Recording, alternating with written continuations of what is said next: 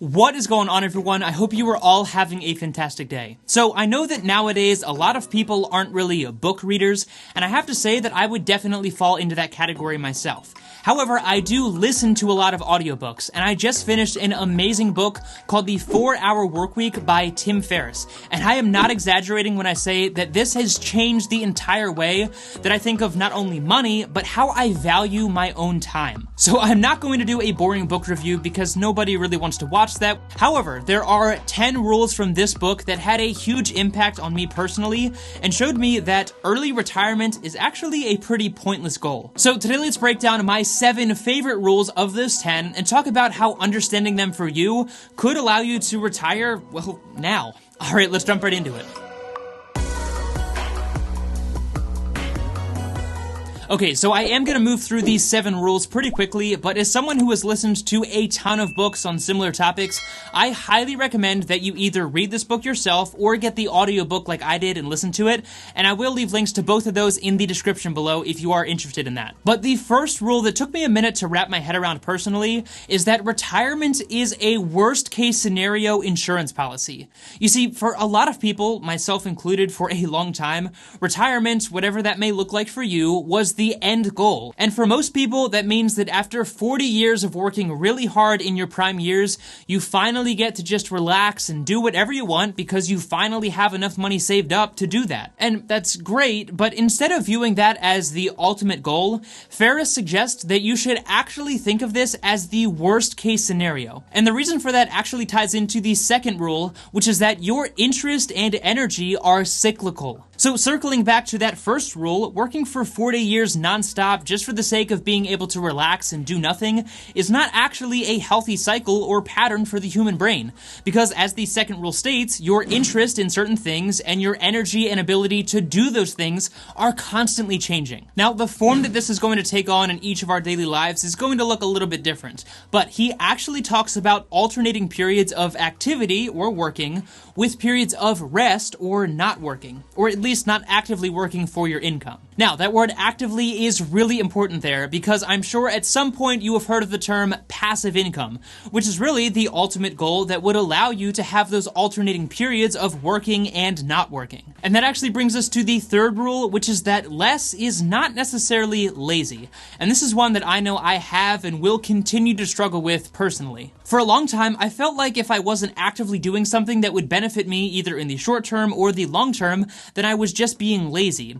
But by working smart and not hard, you can not only increase your output, but also reduce the drawbacks of burnout and simply getting bored of what you're doing. Now, I know that all of this is probably a lot to take in at once, and the thought of just alternating between periods of working and not working seems impossible, especially if you work some kind of 9-to-5 job. But that's where the fourth rule comes in, which is that the timing is never right. Now, in the context of the book, we're talking about retirement, but this one applies to a ton of stuff in everyday life, because I'm sure we all have those things that we've been talking about doing forever, or something that has been on our bucket list our entire life, but we always seem to push it off for one reason or another. But accepting the fact that the timing is just never going to be right and ripping the band-aid and just doing it anyways is in many cases the only way that you will actually make those life-altering decisions, in a good way, of course. So if you've been pushing off starting that side hustle or pushing off changing jobs or even career paths for one reason or another, then maybe it's time to just accept that the timing is never going to be right, and you just need to go ahead and make that change if that is what your mind and heart are telling you to do. The fifth rule is one that is probably going to come with some varying opinions, and that is that you actually need to just emphasize your strengths rather than constantly trying to fix your weaknesses. Now, personally, I do see both sides of this because I do feel that it's important to be a well-rounded individual.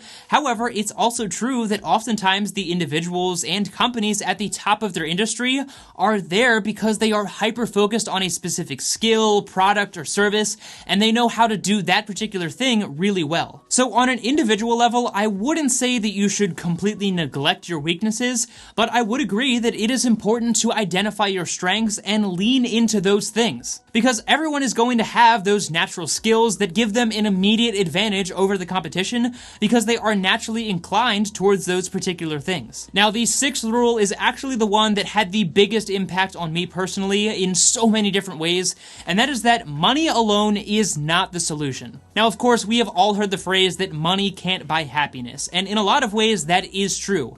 However, what Ferriss is talking about in this book is that having all of the money in the world means absolutely nothing if in order to earn that money, you are working 80 plus hours a week or something insane like that. So my challenge to you is to ask yourself, if you could either earn $1 million per year as an investment banker working 80 hours per week, or earn $100,000 per year pretty passively working just 4 hours per week, which one would you take? And more importantly, which of these two individuals would you say is wealthier? And let me know the answer to that question for you down in the comment section below. In a financial context, wealthy is often viewed as having a lot of money, but when you actually break this down and view it on an hourly basis, it changes the entire perspective on who is actually wealthier. So going back to our example, the investment banker who makes $1 million per year working 80 hours a week is making roughly $240 per hour. And I realize that that is an extreme example, but hear me out. And don't get me wrong, that is an insane amount of money. However, the individual who's making $100,000 per year fairly passively,